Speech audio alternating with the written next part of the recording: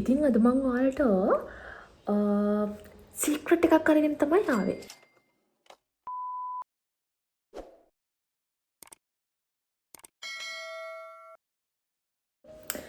Hi guys! Welcome back to my YouTube channel. ඉතින් ඔන්න ගොඩාක් කාලයකට පස්සේ මම අද වීඩියෝ එකක් අරන් ආවා. මේ වීඩියෝ එක ස්පෙෂලි මම අරන් ආවේ A level කරන නංගිල මල්ලිලා වෙනුවෙන්මයි. ඔයාලත් මම වගේ කම්මැලියෙක් නම් පාඩම් කරන්න හිතෙන්නේ නැත්නම් පාඩම් කරන දේවල් මතක නැත්නම් අනිවාර්යයෙන්ම මේ වීඩියෝ එක ස්කිප් කරන්න නැතුව ඔක්කොම බලන්න. මුලින්ම කියන්න ඕනේ මමත් ලොකු බ්‍රයිට් කේස් එකක් නෙමෙයි. ඇත්තම කියනවා නම් මම ශිෂ්‍යත්ව ෆේල්. O level මං යන්තම් උඩ දාගත්තේ. A level මම ෆස්ට් ෂයි එක ෆේල්. සෙකන්ඩ් ෂයි එකේ තමා මම හොඳ සෙට් එකක් දාලා ලංකාවේ හොඳම විශ්වවිද්‍යාලයකට යන්න තරම් පාස් වුණේ. ඒක තමයි මගේ ඩ්‍රීම් යුනිවර්සිටි එක උනේත්. ඉතින් මම මගේ පාඩම් වැඩ කරගත්ත විදිහ මම ඔයාලත් එක්ක ෂෙයා කරගන්න හිතුවා. ඉතින් මම හිතනවා මේක ඔයාලා කාටම හරි ප්‍රයෝජනයක් වෙයි. මේ පාර A level exam එක කරන්න ඉන්න නංගිලා මල්ලිලාට තව තියෙන්නේ මාස 8ක් 9ක් වගේ පොඩි කාලයක්. ඉතින් ඔයාලා මහන්සි වුණොත් ඔයාලට මේ කාලේ හොඳටම ඇති හොඳ රිසල්ට් එකක් දාන්න. ඉතින් පළවෙනියටම අපි කරන්න ඕනේ ඉස්සෙල්ලා අපේ මනස හදාගන්න ඕනේ අපේ පාඩම් වැඩවලට. ඕක තමයි ළමයි අමාරුම දේ. මට නම් අමාරුම වුණේ මේක. ඔයා පාඩම් කරන්න පටන් ගන්න කලින් ඔයා කරන්න ඕන පළවෙනිම දේ තමයි ඔයාගේ තියෙන ඍණාත්මක අදහස් ඔළුවෙන් සම්පූර්ණ අයින් කරගන්න. ඒ කිව්වේ ඔයාලට හිතෙන්න පුළුවන් මෙහෙම මට තව මාස 8යි තියෙන්නේ පාඩම් කරන්න මට පාඩම් කරන්න බෑ මං ඊළඟ පාර කරනවා මං සෙකන්ඩ් ෂයි එකේ කරනවා අන්න ඒ වගේ ඔයාගේ ඔළුවේ තියෙන ඍණාත්මක අදහස් ඔයා මුලින්ම අයින් කරලා ඉන්න ඕන. ඔයා එහෙම ඒ අදහස් අයින් කරලා ඔයාගේ ඔළුව ධනාත්මක අදහස් වලින් පුරව ගන්න ඕනේ. තව මාස 8ක් තියෙනවා මට මං කොහොම හරි එක්සෑම් එක පාස් වෙනවා මං කොහොම හරි කැම්පස් යනවා මං කොහොම හරි රෑන්ක් එකක් දානවා අන්න ඒ විදිහට ඔයාගේ ඔළුව මුලින්ම හදා ගන්න ඕනේ. ඔය විදිහට පාඩම් කරන්න ඔයාගේ ඔළුව හදා ගන්නත් එක්කම ඔයාට ටාගට් එකක් හදා ගන්න ඕනේ. මං මෙන්න මේ සබ්ජෙක්ට් එකට ඒකක් කරනවා. මම සබ්ජෙක්ට් 3ට මේ පාසස් කරනවා. මම කොහොම හරි ඩිස්ට්‍රික්ට් රෑන්ක් එක 100න් මෙහා ගන්නවා. අන්න ඒ විදිහට ඔයාට ටාගට් එකක් හදාගන්න. මම කොහොම හරි පේරාදෙණි කැම්පස් යන්න පාස් වෙනවා. මම කොහොම හරි කොළඹ කැම්පස් එකට යන්න පාස් වෙනවා. අන්න ඒ විදිහට ඔයාට ටාගට් එකක් හදාගන්න ඕනේ. ඔය දෙයක් තමයි දැන් ඉතින් A level කරනවා කියන්නේ ওই කාලේදී ඕනම කෙනෙක්ට කියන්නේ බහුතරයකට ප්‍රේම සම්බන්ධතා තියෙනවා. ඔයා මේ කාල සීමාව තුළ මේ මාස 8-9 තුළ ඒවට ප්‍රයොරිටි එක දෙන එක සම්පූර්ණයෙන්ම නවත්තන්න ඕනේ. ඔයා මේ වෙලාවේ ફોකස් කරන්න ඕනේ ඔයාගේ එක්සෑම් එක ගැන විතරයි. ඔයාගේ අම්මගේ තාත්තගේ අහිංසක හීන බලාපොරොත්තු ගැන විතරයි ඔයා මේ වෙලාවේ ફોකස් කරන්න ඕනේ.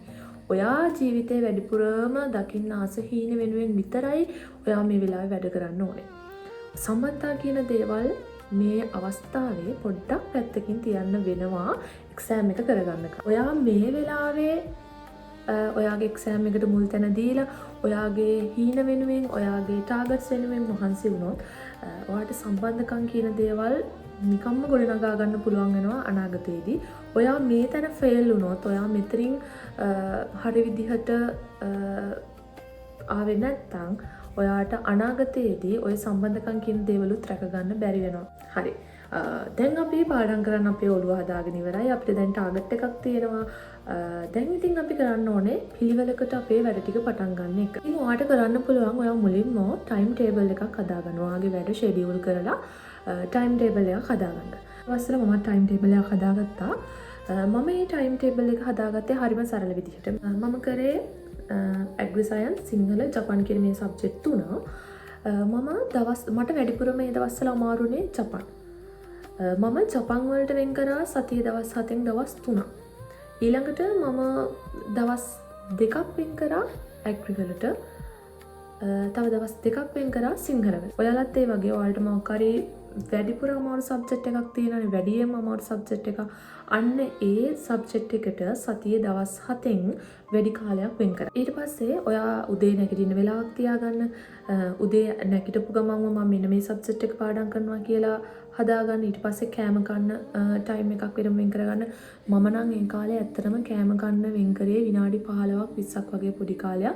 ඒ ටිකේ මම ඉතින් ආසාවට ටීවී එකේ එහෙම බලනවා. දැන් නම් ටීවී එහෙම ලොකුවට ළමයි බලන්නේ නැහැ. ඉතින් ඔයාලට පුළුවන් ඒ ටයිම් එකේ ඔයාලගේ ස්මාර්ට් ෆෝන් එක යූස් කරන්න. ඊට පස්සේ අහපව පැය 3ක් විතර පාඩම් කරලා ඊට පස්සේ ආයේ දවල් කෑම වෙලා වෙනවා. එතකොට ඒකටත් මම විනාඩි 20ක් විතර වෙන් කරනවා. ওই විනාඩි 20 අතර පටස් කාලා ටීවී බලනවා නම් ඒ දේවල් කරනවා. ඔයාලට පුළුවන් ස්මාර්ට් ෆෝන් එක පාවිච්චි කරන්න. ඊට පස්සේ අහපව් පාඩම් කරනවා. ওই විදිහට තමයි මම මගේ දවස ගෙව්වේ. ඇත්තටම මම නම් එක විනාඩියක්වත් අපතේ හැරියේ නැති තරම් ඒ කාලේ. රැටත් පාඩම් කරන්න. දවසම පාඩම් වැඩවලට විතරක් යොදවන්න. මොකද දැන් ඔයා මෙච්චර කල් ඔයා ෆ්‍රී එකේ හිටියා. හැබැයි තව ඔයාට මාස 8ක් 9ක් වගේ පොඩි කාලයක් තියෙන. ඉතින් ඔයා මේ මාස 8 9න් උපරිම ප්‍රයෝජනයක් ගන්න ඕනේ. ඉතින් මම නම් කියන්නේ පුළුවන් හැම වෙලේම පාඩම් කරන්න. ගොඩක් වෙලාවට දවසම එක දිගට පාඩම් කළා රෑ වෙද්දී ටිකක් අපිට මහන්සි. මම ඉතින් ඒ හින්දා රෑට කරේ සාමාන්‍යයෙන් පාස් පේපර්ස් කරපු එක, ප්‍රශ්න වලට උත්තර ලියපු එක, මේ දේවල් තමයි මම රෑට කරේ. ඒ කියන්නේ අපි ඒ දවස්වල ගොඩාක් ස්ට්‍රෙස් එකකින් ඉන්නේ. එතකොට අපේ ඔළුවෙන් අපිට කියන ඔයා දැන් නිදා ගන්නවා, දැන් මොනවා හරි කන්නේ. ඒ කියන්නේ අර අපේ තියෙන ස්ට්‍රෙස් එක මගහරවන්න අපේ ඔළුව හැම වෙලේම අපිව වෙන දේවල් වලට යොමු කරන්න තමයි හදන්නේ. ඉතින් එතකොට අපි උපක්‍රමශීලී වෙන්න ඕනේ. ඒ දේවල් මග අරගෙන අපේ පාඩම් වැඩ කොහොමද කරගන්නේ කියලා. මොකද තමා රෑට දවල්ට පාඩම් කරන්න. දවල්ට අවුලක් නැහැ. පාඩම් කරගන්න පුළුවන් ෂේප් එකේ. හැබැයි රෑට නිදිමත එනවා. අපි දවල්සම මහන්සිලා අපිට මහන්සි. ඒ හින්දා රෑට ඔයාලා පේපර්ස් කරන්න ගන්න. පේපර්ස් කරන්න ටයිමින් තියලා ප්‍රශ්න වලට උත්තර ලියන්න ගන්න. ඒ දේවල් කරන්න. මම කරෙත් එහෙම. එතකොට ඔයාලට සමහර අය ඉන්නවා කොච්චර පාඩම් කරත් පේපර් එකක් දුන්නාම ටයිමින් වලට ලියා ගන්න බෑ. ඒ නිසා ඒ දේවල් රෑට හදාගන්න. ඒ කියන්නේ ටයිමින් තියලා ප්‍රශ්න වලට උත්තර ලියන්න, පේපර්ස් කරන්න, ඒ වගේ දේවල් රෑට කරන්න. එතකොට හොඳයි. මොකද නිදිමත එන්නේ නැහැ. ටයිමින් තියලා ප්‍රශ්න වලට උත්තර ලියද්දී අපිට කොහොමත්ම නිදිමත එන්නේ. ඒ තමයි self motivation කියන එක මේ කාලෙදී ගොඩාක් වැදගත් වෙනවා. ඔයාට පාඩම් කරන්න බෑ කියලා හිතන හැම වෙලාවකම ඔයාව මොටිවේට් කරගන්න. මම කොහොම හරි අම්මා තාත්තගේ හීන හැබෑ කරගන්න ඕනේ. මගේ හීන හැබෑ කරගන්න ඕනේ. මම කොහොම හරි මේ යුනිවර්සිටි එකට යන්න පාස් වෙන්න ඕනේ. මම කොහොම හරි මගේ ඩ්‍රීම් ජොබ් එක කරන්න පුළුවන් විදිහට මගේ ස්කිල්ස් හදා ගන්න ඕනේ. අන්න ඒ විදිහට ඔයා හැම වෙලේම මොටිවේට් කරගන්න තමන්වම. self motivation කියන එක මේ කාලෙදී අත්‍යවශ්‍යයි. ඔයා හිතුවොත් බෑ මට මේක කරන්න බෑ, මට පාඩම් කරන්න බෑ එහෙම හිතුවොත් ඔයා නිකම්ම පරාජිතයෙක් වෙනවා. ඒ නිසා ඔයාගේ හිතින් වැටෙන හැම වෙලේම ඔයාව අප් කරගන්න. අනිත් දේ තමයි දැන් ඔයා මිලෝම වැඩක් නොකර එකපාරටම පාඩම් කරන්න පටන් ගන්න කෙනෙක් නම් ඔයා පාඩම් කරන දේවල් ඔයාට එකපාර මතක හිටින්නේ නැහැ. මොකද ඔයාගේ ඔළුව ඒ දෙයට තාමම යොමු වෙලා නැති නිසා. ඔයා හිතන්න ඔයා අද පිටු දෙකක් පාඩම් කරා කියලා. ඔයා අද ඒ පිටු දෙක පාඩම් කරලා පොත වහලා තියලා ආයෙ මාසෙකින් විතර පෙරලා බැලුවට ඔයාට ඒ පිටු දෙක මතක හිටින්නේ නැහැ. මම ඒ දවස්වල කරේ අද පිටු දෙකක් පාඩම් කරනවා නම් මං පහවදා පාඩම් කරන්න පටන් ගන්නේ කලින් දවසේ පාඩම් කරපු පිටු දෙක මට මතකද කියලා චෙක් කරලා බලන්න. සමහර වෙලාවට මට ඒ දෙක මතක නැති වෙන්න පුළුවන්. එතකොට මං කරන්නේ පොඩි ටයිම් එකක් අරගෙන මං ඒ ටික ආයෙ මතක් කරගන්නවා. ඔයාලත් එහෙම කරන්න. ඔයාලට ඒ පිටු දෙකේ තියෙන කරුණු හොඳටම මතක හිටිනකම්ම ඔයා ඒක ආයෙ පාඩම් කරන්න. නාන වෙලාවට මතක් කරන්න, වොෂ්රූම් ගිහින් ඉන්න වෙලාවට ඒ පිටු දෙකේ තියෙන දේවල් මතක් කරගන්න. රෑ නින්දට ගියාට පස්සේ චුට්ටක් මතක් කරලා බලන්න ඔයාලට ඒ දේවල් මතකද කියලා. අන්න ඒ විදිහට ඔයා ඒ පාඩම් කරන ටික ආයෙ මතක් කරනවා. ඒකට ඔයාලට ආයෙ කියන්න බැරි වෙන්නේ නැහැ. මම පාඩම් කරන දේවල් මතක නැහැ. කොච්චර පාඩම් කරත් මතක නැහැ. එහෙම කියන්න ඕනේ වෙන්නේ නැහැ. ඒ තමයි ඔයාට පාඩම් කරන්න පුළුවන් විදිහේ හොඳ පරිසරයක් හදාගන්න.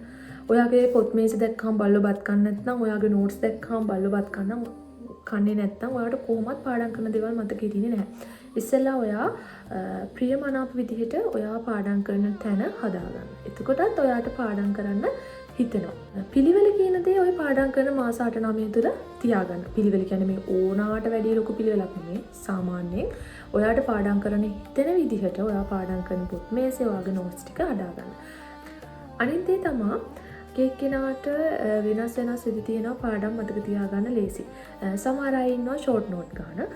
සමහර අය ඉන්නවා බිත්තිවල කොලාලෝලා එහෙම පාඩම් මතක තියාගන්න. ඉතින් මම ඒ දවස්වල කරේ මම ෂෝට් නෝට් ගහන වැඩිට පොඩ්ඩක් කම්මැලි. මේ දවස්වල මේ හයිලයිට් කරනවා හැම පාඩමෙන්ම මට විභාගෙට එයි කියලා හිතන දේවල් මම හයිලයිට් කරගන්නවා. සමහර වෙලාවට ෂෝට් නෝට්ස් ගහපු වෙලාවලු තිබ්බා. මම අර හැමෝදේම ෂෝට් නෝට් එකකට අරන් ගියපු කෙනෙක් නෙමෙයි. මොකද මට එහෙම කරන්න කාලයක් තිබුණත් මට හිතුණා ඒක අපරාධේ ඒ වෙනුවෙන් කාලය වෙන් කරන්න කියලා. ඉතින් ඔයාලට පහසු විදිහට ඔයාලා ඒ ටික හදා. වැදගත්ම දේ තමා ඔයාලා කිසිම වැඩක් හෙටට කල් දාන්න එපා. ඒ කියන්නේ හිතන්නකෝ ඔන්න අද මොකක් හරි ගෙදර කාගේ හරි බර්ත්ඩේ එකක් තියෙනවා. එතකොට ඔයාලා ඒ වගේ දෙයක් තියෙද්දි ඔයාලට ඒක නොගිහින් ඉන්න බෑනේ. එතකොට ඔයාලා උදේ ඉඳන් ඔයාලගේ ඔළුව හදාගන්න මේ බර්ත්ඩේ පාටියට නම් ඔයාට ඒ දවස් වෙන කිසිම දෙයක් කරන්න බැරි වෙනවා. ඔයාලා ඒ දවසත් ෂෙඩියුල් කරගන්න. මම බර්ත්ඩේ පාටිය වෙනුවෙන් වෙන් කරන්නේ මෙන්න මේ කාල සීමාව විතරයි. මං අද කරන්න තීරණය කරපු වැඩ ටික මං අද කොහොම හරි කරලා ඉවර කරනවා. මම නිදියන වෙලාවෙන් පැය දෙක තුනක් අරගෙන හරි මං කොහොම හරි අද කරනවා කියලා හිතාගත්ත වැඩ ටික මං අදම ඉවර කරනවා කියලා හිතලා වැඩ කරන්න. කිසිම වැඩක් හෙටට කල් දාන්න එපා. හෙටට කල් දාන්න කිසිම වැඩක් ආයෙ කරන්න ඔයාලට හිත දෙන්නේ නැහැ. අත්දැකීමෙන් කියන්නේ ඒ නිසා අද කරන්න හිතන දේවල්, අද කරන්න ප්ලෑන් කරලා තියෙන දේවල් අදම කරලා ඉවර කරන්න. දැන් ඔයාලා ටයිම් ටේබල් එකක් හදාගෙන පිළිවෙලට පාඩම් කරලා දවසේ පැය 24න් වැඩි කාලයක් පාඩම් වැඩවලට යොදවලා ඔයා ඒ දවසේ නිින්දට යනවනේ. එතකොට ඔයාට ඔයා ගැනම ලොකු සතුටක් තෘප්තිමත් භාවයක් දැනෙනවා. අන්න ඒක ඔයාව හෙට දවසට පාඩම් කරන්න මොටිවේට් කරනවා. ඒ කියන්නේ ඔයාට ලොකු self satisfaction එකක් එනවා. අනේ මම පාඩම් කරානේ, මම කිසිම දෙයක් නොකර හිටපු කෙනෙක්, මම අද හොඳට පාඩම් කරා, මට පාඩම් කරපු හැමදේම හොඳට මතකයි. අන්න ඒ විදිහට තමන් ගැන තෘප්තිමත් භාවයක් ඇති වෙනවා. අන්න ඒ තෘප්තිමත් භාවය ඔයාට පහවදාට පාඩම් කරන්න ඔයාව මොටිවේට් කරනවා. ඒ නිසා දවසේ කරන වැඩ තමන් සතුටු වෙන තරමට කරන්න. තමන් තෘප්තිමත් වෙන තරමට කරන්න. ඔයා හොරට නම් පාඩම් කරේ, ඔයා අනිත් අයව රවට්ටන්නම් පාඩම් කරේ, ඔයා අම්මා තාත්තව රවට්ටන්නම් පාඩම් කරේ, ඔයාට ඒ තෘප්තිමත් භාවය ගන්න බැහැ. ඔයා නින්දට ගියාම හිතෙන්නේ තියෙන්නේ මම මොකද්ද මේ කරේ, මම අදත් හරියට පාඩම් කරේ නෑ, අදත් පාඩම් කරේ නෑ, මට මේක කරන්න බෑ, මම පාඩම් කරනවා මතක හිටින්නේ. අන්න ඒ වගේ ඍණාත්මක අදහස් තමයි ඔයාගේ ඔළුවට එන්නේ. ඒ නිසා ඔයා ප්ලෑන් කරගත්ත විදිහට ඒ වැඩ ටික පිළිවෙලට හරියට කරන්න. එතකොට දවසේ ඉවර වෙලා ඔයා නිින්දට යනකොට ඔයාට ඔයා ගැන මොහොර සතුටක් ඇති වෙන්නේ. මං වෙනුවෙන් මහන්සි වුණා, මං වෙනුවෙන් වැඩ කරා. අන්න ඒ විදිහට ඔයාට ඔයා ගැනම ලොකු තෘප්තිමත් භාවයක් ඇති වෙනවා. ඒ තෘප්තිමත් භාවය ඔයාට හෙට වැඩ කරන්න ලොකු මොටිවේෂන් එකක් වෙනවා. මම දන්නේ මේකත් මට නම් මේ දවස්වල ගොඩක් වැදගත් වුණා. අනිවාර්යෙන් ඉස්කෝලේ යන්න, ටර්ම් ටෙස්ට් වලට සහභාගී වෙන්න, ටියුෂන් යන්න, ටියුෂන් එකේ දෙන වැඩ ටික ගාන්ට පිළිවෙලට කරන්න. ටියුෂන් එකේ ගිහිලා අන්තිම පොලිමේ වාඩි වෙන්න එපා. පුළුවන් තරම් ඉස්සරහට ඇවිල්ලා වාඩි වෙලා ඉගෙන ගන්න බලන්න. ඉස්කෝලෙත් එහෙමයි. පේපර්ස් වලට උත්තර ලියන්න. මං ෆස්ට් ට්‍රයි කරද්දි පන්තියේ පිටිපස්සෙන් පොලිමේ හිටියේ. පිටිපස්සෙන් පොලිමට වෙලා කෙල්ලොත් එක්ක එකතු වෙලා අනම්මනම් විකාර කර කර හිටියේ.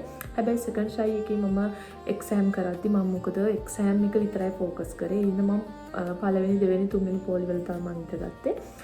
ඉතින් ඒ ගිහිල්ලත් ක්ලාස් එකකින් දෙනවනේ පේපර්ස් දෙනවනේ. ඒ පේපර්ස් වලටත් වැඩිම ලකුණු ගන්න තමයි මම හැම වෙලේම try කරේ. ඉතින් මම එහෙම කරා. ඉතින් එතකොට මට මං ගැනම ලොකු සතුටක් එනවනේ. මම වැඩි ලකුණු ගත්තනේ. මං ඊළඟ පේපර් එකටත් වැඩි ලකුණු ගන්නවා. ඒ විදිහට අර ක්ලාස් එකේ දෙන වැඩත් මං හරියට කරා, ඉස්කෝලෙත් කරා. ඉතින් ඔයාලත් ක්ලාස් යන්න, ක්ලාස් කට් කරගන්න එපා. ඒ වගේ දෙන වැඩ ගාන්න පිළිවෙලට කරන්න. ඉස්කෝලේ යන්න, ඉස්කෝලේ දෙන ටර්ම් ටෙස්ට් වලට සහභාගී වෙන්න, ඒ වයින් හොඳ ලකුණු ගන්න. ඉතින් ඒ දේවලුත් පාඩම් කරනවත් එක්කම කරන්න. ක්ලාස් කට් කරන්න, ගර්ල්ෆ්‍රෙන්ඩ් බොයිෆ්‍රෙන්ඩ් එක ෆිල්ම් බලන්න යන ඕවා ඔක්කොම එක්සෑම් එකෙන් පස්සේ කරන්න දාගන්න. මේ ටික කාලේ එක්සෑම් එක වෙනුවෙන් කැප වෙන්න. ඉතින් මම මේ ඔයාලත් එක්ක ෂෙයා කරගත්ත පොඩි ටිප්ස් ටික හරියට ෆලෝ කරොත් ඔයාලටත් එක්සෑම් එක ගොඩ දා ගන්නවා කියන්නේ ඊසි. හැම වෙලේම මහන්සි වෙන්න ඉස්සරයි. ඔයා මෙච්චර දවසක් කිසිම පොතක් අතින් අල්ලපු නැති කෙනෙක් නම් ඒත් ඔයාට පාඩම් කරන්න පුළුවන්. ඔයා අද ඉඳන් පටන් ගන්න. ඔයා තමා හොඳම කෙනා. ඔයාට තමා හොඳම රිසල්ට් එකක් දාන්න පුළුවන්. ඔයා තමා පොර. ඉතින් මහන්සි වෙන්න. ඔයාට අද ඉඳන් උනත් ගේමක් අහන්න පුළුවන්. ඉතින් මං ගැනම හිතලා බලන්න ශිෂ්‍යත්ව ෆේල්, ඕ ලෙවල් යන්තම් කොට දාගත්තේ A level fresh shy එක fail A level second shy එකෙන් මම පේරාදෙනි කැම්පස් යන්න පුළුවන් තරමට පාස් වුණා. ඉතින් ඔයාලටත් බැරි නැහැ උත්සාහය කැපවීම උනන්දුව කියන මේ තුන තියෙනවා නම් ඔයාලට කරන්න බැරි දෙයක් නැහැ. තමන්ව වීරයක් කරගෙන මේ ගමන යන්න අනිවාර්යයෙන්ම ඔයාලට දිනන්න පුළුවන්. ඔයා කොහොම හරි එක්සෑම් එක පාස් වෙන්න ඔයාලට කවදාවත් සමාජයෙන් නොලැබුණ විදිහේ ආදරයක් ගෞරවයක් එදා ඉඳන් ලැබෙන්න පටන් ගන්නවා. විශ්වාසයෙන් කියන්නේ මට හොඳට මතකයි මගේ රිසල්ට් ආපු දවසේ මම දුවගෙන ගිහින් තාත්තට තමයි රිසල්ට් එක පළවෙනිටම කිව්වේ. එයා එදා මාව මාඩ මාදරෙන් පදාගෙන ඇඬුවා. මට ඒක අද මතක් වෙද්දිත් මට ඒක හරි අමුතු හැඟීමක්. ඉතින් මට එදා හිතුණා අනේ මං අම්මා තාත්තව සතුටු කරා නේද කියන ඒ අහිංසක සතුටත් මං එදා භුක්ති විඳා. ඉතින් ඔයාලටත් ඔයාලගේ ජීවිතේ ඒ වගේ දවසක් වෙන් කරගන්න අදිනම් මහන්සි වෙන්න. ඔයාලා හැමෝටම බැරි නැහැ පුළුවන්. තව දෙයක් මාව එහෙම ගෙදරින් චූටි කාලේ නම් එහෙම කොහෙවත් තනියම යවුවේ නැහැ. ගොඩාක් තහංචි මැද්දේ හැදිච්ච කෙනෙක් මම. හැබැයි එක්සෑම් එක පාස් වුණාට පස්සේ ලෙවල් එක්සෑම් පාස් වුණාට පස්සේ මට ගෙදර අයගෙන් ලොකු නිදහසක් ලැබුණා. මොකද මට කරන්න පුළුවන් දේ මම එයාලට කරලා පෙන්නුවා. එයාලා එතනින් පස්සේ මට ලොකු නිදහසක් දුන්නා. අර කලින් තිබුණාට වැඩිය ලොකු ගෞරවයක් ආදරයක් ලැබුණා කියලා මම හිතනවා. ඉතින් ඔයාලත් ඒ ආදරය ගෞරවය සතුට භුක්ති විඳින්න අද ඉඳන් මහන්සි වෙන්න ඔයාලා හැමෝටම පුළුවන්. නිකන් ඉමැජින් කරගෙන බලන්න තමන්ගේ රිසල්ට් ඇවිල්ලා තමන් පාස් වෙලා ඒ දේ අම්මට තාත්තට තමන්ගේ ගුරුවරුන්ට තමන්ගේ නෑදෑයින්ට කියද්දී කොච්චර ලොකු ගැම්මක්ද. ඉතින් ඒ දවස ඔයාගේ ජීවිතයටත් උදා කරගන්න මහන්සි වෙන්න. ඇත්තටම මම දැන් මට ස්තුතිවන්ත වෙනවා මාව ඒ දවස්වල උනන්දු කරාට ඉගෙන ගන්න. ඉතින් මේ වීඩියෝ එක බලන අංගිල මල්ලිලා හැමෝටම ඔයාලා බලාපොරොත්තු වෙන තැනට යන්න ශක්තිය ධෛර්යය ලැබෙන්න කියලා මම හදවතින්ම ප්‍රාර්ථනා කරනවා. ඉතින් මහන්සි වෙන්න. එච්චරයි කියන්න තියෙන්නේ. මහන්සි වෙන්න, කැප වෙන්න. ඔයාලට බැරි නෑ. ඔයාලට පුළුවන්. ඉතින් මෙච්චර වෙලා මම බලන් හිටිය අහන් හිටිය ඔයාලා හැමෝටම ගොඩක් ස්තුතියි. ආයෙත් දවසක වීඩියෝ එකකින් හම්බෙමු. එහෙනම් ගිහින් එන්න. බයි.